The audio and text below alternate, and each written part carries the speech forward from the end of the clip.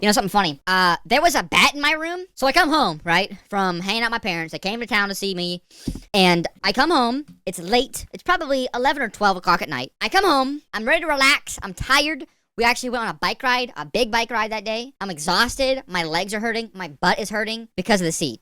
Weirdos. And I just want to come home and lay down and go to bed and just rest, right? I come home. It's cool outside. It's beautiful out. The temperature was perfect. I had some nice comfy clothes on. I laid in my bed. I put on a show. I'm fixing to fall asleep. And something wet hits me in the forehead. At first, I think nothing of it. I thought maybe I was just sweating or something. I was like, maybe I'm just imagining it. Because I was kind of, you know when you're kind of in that dream state? You're not really awake or asleep. You're kind of in between. I was kind of like the purgatory before you go to sleep, right? And so I was like, I don't know what that was. I'm laying there watching my show. I don't remember what it was. And out pops this black figure circling my room. I looked up and it was just circling my room. It had probably been flying around for the past 5 minutes. I didn't even notice. So my immediate gut reaction is to drop to the floor.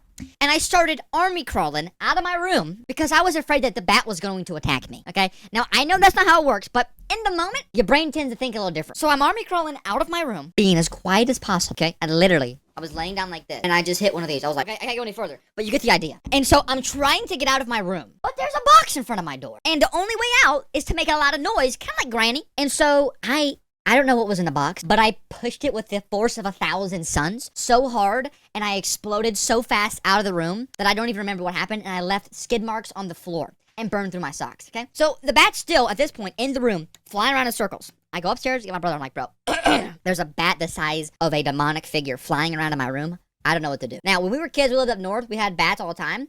My dad would throw a towel, a wet towel over it, let it go outside, and it would be good. Or, I don't know, smash it, and then it would be good. So I was like, what do we need to do next? Because I think I'm dead. I think it already bit me. I think I have rabies. I think I have to go to the hospital. I'm dead. Some wet in my forehead, remember? And so, basically, how do I say this politely? We walk in there with intent to kill, okay? You ever seen the Black Ops, not Black Ops, the Modern Warfare campaign? Level 6, going dark. That's basically what we were doing. We walk in the room. The thing's still flying around in circles. And I had this knife. This knife the size of a small child. Bought it at a pawn shop. Shout out pawn shops. And I walk in with a knife thinking I'm going to be able to melee this thing out of the air. Which, first off, my reaction time isn't that good. Second off, my motor skills aren't that good. And third off, that bat was flying at Mach 3. So I said to myself, well, I'm just going to walk in there. We got a wet towel. We're going to throw it on top of this bat.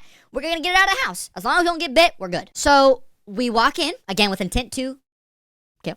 And the bat is flying around. It then stops. It perches on something. I think it was the light or a board or something. We're silent as cats. Sneak up on this little bat. Boom! Explosion. The towel gets thrown. We're like, hippie hooray. The towel missed. And then the bat just keeps flying around. And then it starts flying at us.